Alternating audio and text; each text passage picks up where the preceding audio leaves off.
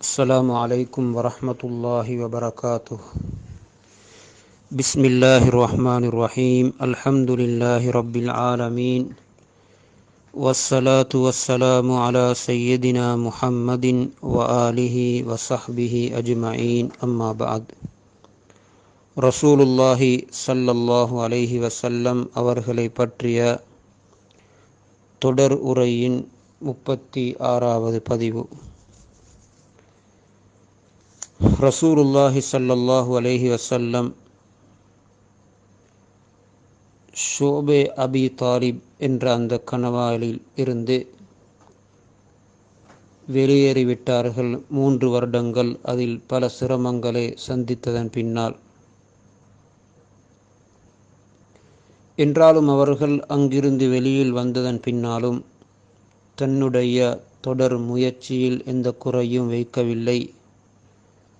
அல்லாஹ் தனக்கு கொடுத்த அந்த உயர்ந்த பொறுப்பை நிறைவேற்றுவதிலே அவர்கள் முழு கவனமும் உடையவர்களாக இருந்தார்கள். அதனுடைய பின்னணியில் வரக்கூடிய எந்த வகையான நோவினைகளையும் நெருக்கடிகளையும் கஷ்டங்களையும் அவர்கள் ஒரு பொருட்டாகவே எடுத்துக்கொள்ளவில்லை. தொடர்ந்தும் அவர்களுடைய முயற்சி நடந்து கொண்டிருக்கிறது. எதிரிகளும் ரசூலுக்கு எதிராக செயல்பட்ட அந்த மக்காவாசிகளும் அவர்களுடைய முயற்சியை தொடர்கிறார்கள். அல்லாஹுடைய வழியை விட்டும் இந்த தீன் இன்னும் அது மேலே போய்விடாமல் தடுத்து நிறுத்துவதற்குரிய பல வகையான முயற்சிகளை தொடர்ந்து அவர்கள் கையாளுகிறார்கள். என்றாலும் அபு தாலிப் நபி ஸல்லல்லாஹு அலைஹி வஸல்லம் அவர்களுக்கு எல்லா வகையிலும் தன்னால் முடிந்த அளவுக்கு மிகவும் பாதுகாப்பாகவே இருந்தார்கள். ஆனாலும் அபு தாலிபுடைய வயது இப்பொழுது 80 தாண்டிவிட்டது. தொடர்ந்து 3 வருடங்கள் அந்த கணவாயலிலே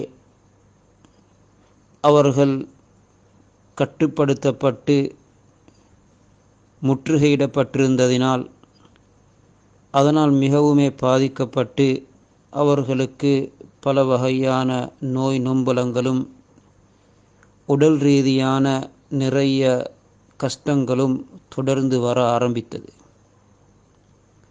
இப்பொழுது மிகவும் அவர்கள் பலகீனமாகிவிட்டார்கள். முஷ்ரிக்குங்கள், அதாவது அங்கிருந்த இஸ்லாத்தினுடைய எதிரிகளாக செயல்பட்டவர்கள்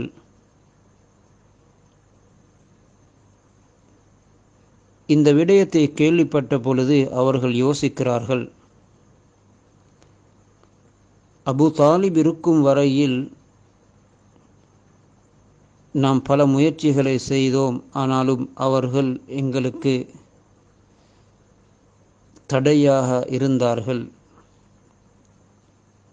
அபு தாலிபுடைய வஃபாத்துக்கு பின்னால் நாம் பகிரங்கமாக பல வகையான துன்புறுத்தல்களில் ஈடுபட்டாலும் அதுவும் சிலவேளை எங்களுக்கு கேடாக அமையலாம். எனவே அபு தாலிப் இருக்கும் பொழுதே நேரடியாக அவர்களுக்கு முன்னாலே நபி ஸல்லல்லாஹு அலைஹி வஸல்லம் அவர்களை அழைத்து இந்த விடயத்தில் ஒரு கடைசி முடிவு எடுத்துக்கொள்வோம். ஏதாவது ஒரு விடயத்தில் நாம் ஒற்றுமையாக வேண்டும். அவர்கள் அவர்களுடைய உழைப்பை, தீனுடைய பணியை செய்வது அது அவர்களுடன் உள்ளது. ஆனால் எங்களை குறை கூறக்கூடாது, எங்களை பிரிக்கக்கூடாது. நாம் எந்த செயல்களில் ஈடுபட்டு கொண்டிருக்கிறோமோ அதில் பிழை காணக்கூடாது. இதற்கு ஒரு முடிவு எடுத்துக்கொள்ள வேண்டும். அபு தாலிப் இருக்கும் பொழுதே 80 வயதை அடைந்து விட்டார்கள். கடும் நோய்வாய்ப்பட்டிருக்கிறார்கள். குறைஷிகள் அவர்களுக்குள்ளே இப்படியும் பேசிக்கொள்கிறார்கள். அபு தாலிபுக்கு நோய்வாய்ப்பட்ட பொழுது இப்பொழுது ஹம்சா, உமர் ரலியல்லாஹு அன்ஹுமா ஆகிய இருவரும் முஸ்லீம்களாக ஆகிவிட்டார்கள். பொதுவாக குறைஷிகளுடைய எல்லா கோத்திரத்தார்களிலும் முஹம்மது ஸல்லல்லாஹு அலைஹி வஸல்லம் அவர்களுடைய செய்தி பரவிவிட்டது. எனவே இந்த விடயத்தில் நாம் ஒரு தீர்க்கமான முடிவை எடுக்க வேண்டும் என்று முடிவெடுத்து குறைஷிகளிலுள்ள மிக முக்கியமானவர்கள், அவர்களிலுள்ள மிக முக்கியமான தலைவர்மார்கள் அபூ தாலிபை சந்திப்பதற்காக வேண்டி திரும்பவும் ஒரு முடிவெடுக்கிறார்கள். இதுதான் அவர்கள் குழுவாக சென்ற கடைசி குழு அபூ தாலிபிடம் நபி ஸல்லல்லாஹு அலைஹி வஸல்லம் அவர்களுடைய இந்த உயர்ந்த பணியை நிறுத்துவதற்கு. இதற்கு முன்னாலும் பல தடவைகள் போய் குழுக்கள் தயாரிக்கப்பட்டு பேசியதில் அவர்கள் தோல்வி கண்டார்கள். இது இறுதியாக அவர்கள் ஏற்படுத்திய தயார் செய்த குழு அபூ தாலிபிடம் போய் நபி ஸல்லல்லாஹு அலைஹி வஸல்லம் அவர்களையும் அந்த இடத்துக்கு வரவழைத்து கடைசியாக ஒரு முடிவெடுக்க வேண்டும். அந்த குழுவிலே உத்துபா இப்னு ரபீஆ, ஷைபா இப்னு ரபீஆ, அபூ ஜஹல் இப்னு ஹிஷாம், உமையத் இப்னு ஹல்ஃப், அபூ சுஃபியான் இப்னு ஹர்ப் போன்ற பெரும் பெரும் தலைவர்மார்கள் இருந்தார். கிட்டத்தட்ட 25 பேர்கள் கொண்ட ஒரு குழு தயாரிக்கப்பட்டு அவர்கள் அபூ தாலிபிடம் போய் பேசுகிறார்கள்.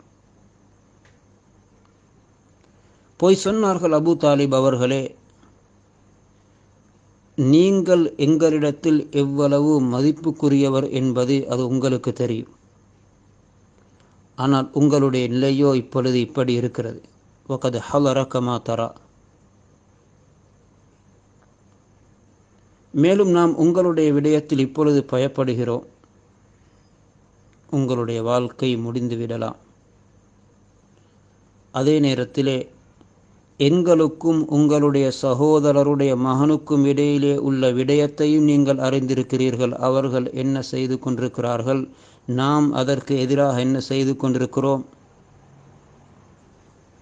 உங்களிடம் நாம் வேண்டிக் கொள்வது, அவர்களை அழைத்து அவர்களையும் எங்களையும் வைத்து ஒரு தீர்மானம் எடுக்க வேண்டும். அது அவர்களினால் எங்களுக்கு எந்த பாதிப்பும் ஏற்படக்கூடாது, எங்களின் மூலம் அவர்களுக்கும் எந்த பாதிப்பும் ஏற்படக்கூடாது. அப்படியான ஒரு முடிவை எடுக்க வேண்டும். நீங்கள் தான் அதனை செய்து வைக்க வேண்டும். நாங்கள் எங்களுடைய தீன்படி மார்க்கத்தின்படி வாழுவோம். அவர்கள் அவர்களுடைய விடயத்தில் ஈடுபடுவார்கள். அபூ தாலிப் 80 வயது நோய்வாய்ப்பட்டிருக்கிறார்கள். நபி ஸல்லல்லாஹு அலைஹி வஸல்லம் அவர்களை வரவழைத்தார்கள். அந்த இடத்துக்கு ரசூலுல்லாஹி ஸல்லல்லாஹு அலைஹி வஸல்லம் வந்தார்கள். நபி ஸல்லல்லாஹு அலைஹி வஸல்லம் அவர்களிடம் அபூ தாலிப் சொன்னார்கள், என்னுடைய சகோதரரின் மகனே, இதோ உங்களுடைய கூட்டத்தாரில் உள்ள மிக முக்கியமானவர்கள் இங்கே வந்திருக்கிறார்கள். நீங்களும் அவர்களும் சேர்ந்து யாருக்கும் பாதகமில்லாத ஒரு முடிவை எடுத்துக்கொள்ள வேண்டும் என்று அவர்கள் விரும்புகிறார்கள். பிறகு அபூ தாலிபிடம் அவர்கள் பேசிய செய்திகளை முன்வைத்த பொழுது நபி ஸல்லல்லாஹு அலைஹி வஸல்லம் சொன்னார்கள், என்னுடைய வார்த்தை, என்னுடைய அழைப்பு ஒன்றுதான். நான் இவர்களுக்கு சொல்லுகிறேன், நான் உங்களுக்கு ஒரு கலிமாவை சொல்லுகிறேன். அந்த கலிமாவை நீங்கள் மொழிந்துவிட்டால், ஏற்றுக்கொண்டால், உங்களுக்கு அரபி அல்லாதவர்களும் வழிபடுவார்கள், அரேபியர்களும் உங்களுடைய கையிலே தலைமைத்துவத்தை வைப்பார்கள். அப்படிப்பட்ட ஒன்றைத்தான் நான் சொல்லுகிறேன், நீங்கள் அதனை ஏற்றுக்கொள்ளுங்கள்.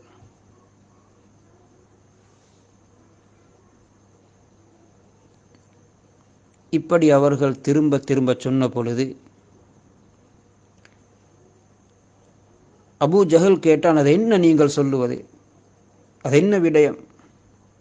சொன்னார்கள், நான் சொல்லக்கூடிய இந்த வார்த்தையை நீங்கள் ஏற்றுக்கொள்ள வேண்டும், லா இலாஹ இல்லல்லாஹ்.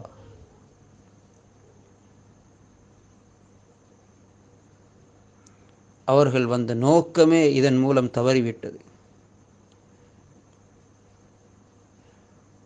நாங்கள் எதை பேச வந்தாலும், என்ன முடிவெடுக்க வந்தாலும், இவர் தன்னுடைய இந்த பணியை விடக்கூடியவராக இல்லை, அதில் உறுதியாக இருக்கிறார்கள் என்பதை அவர்கள் விளங்கி கொண்டார்கள். அவர்களுக்குள்ளே சொல்லிக் கொண்டார்கள், இந்த மனிதர் உங்களுக்கு நீங்கள் கேட்கக்கூடிய விரும்பக்கூடியதில் எதையுமே வழங்கக்கூடியவர்களாக இல்லை, சென்று விடுங்கள், பார்ப்போம் என்ன நடக்கும் என்று. அல்லாஹ் ஒரு முடிவு செய்வான் என்று அவர்களும் கோபப்பட்டவர்களாக, இது சாத்தியமாகும் என்ற ஒரு நிலையில்தான் இறுதி குழு அபூ தாலிபை வந்து சந்தித்தது. அவர்களுடைய 80 வயது நோய்வாய்ப்பட்டிருக்கக்கூடிய நிலை. இந்த நோயிலிருந்து அவர்கள் நீங்க மாட்டார்கள் என்று நிராசையாகிய ஒரு கட்டத்தில் தான் வந்து கடைசியாக இவர்களுக்கு முன்னால் வைத்தே ஒரு முடிவெடுத்து இதனை நிறுத்த வேண்டும் என்று யோசித்தார்கள். இது நடைபெறுகிறது நபித்துவம் கொடுத்து 10வது வருடத்தில். 3 வருடங்கள் ஷோபே அபி தாலிபிலே சிரமப்பட்டார்கள். ஆனாலும் அவர்கள் தன்னுடைய இந்த முயற்சியிலும் தோல்வி கண்டார்கள். இவர்களுடைய விடயத்தில் தான் குர்ஆனுடைய வசனம் இறங்கியது. சாத் வல் குர்ஆன் ஸிக்ர் பலில்லதீன கஃபரு ஃபீ இஸ்ஸத்தின் வஷிகாக் என்ற தொடர் வசனங்கள் இந்த நிகழ்வின் பொழுதுதான் இறங்கியது. நல்லுபதேசங்கள் நிறைந்த இந்த குர்ஆனின் மீது சத்தியமாக, இது எங்களின் மூலம் அருளப்பட்ட வேதம். இதனை நிராகரிப்பவர்கள் பெரும் குரோதத்திலும் விரோதத்திலும் மூழ்கி இருக்கின்றார்கள். இவர்களுக்கு முன்னர் இவ்வாறு இருந்த எத்தனையோ பேரை நாம் அழித்திருக்கிறோம் என்று வரக்கூடிய தொடர் வசனங்களை அல்லாஹு தஆலா இறக்கி வைத்தான்.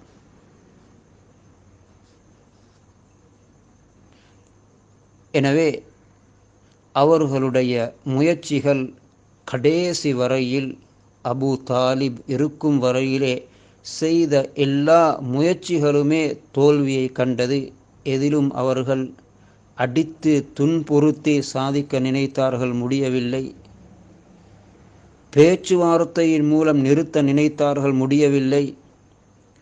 அபூ தாலிபுடைய பேச்சுக்கு ஒரு மதிப்பு இருக்கிறது என்பதை வைத்து அவர்களை சந்தித்து எத்தனையோ தடவைகள் பல முயற்சிகள் செய்தார்கள், எதுவும் கைகூடவில்லை.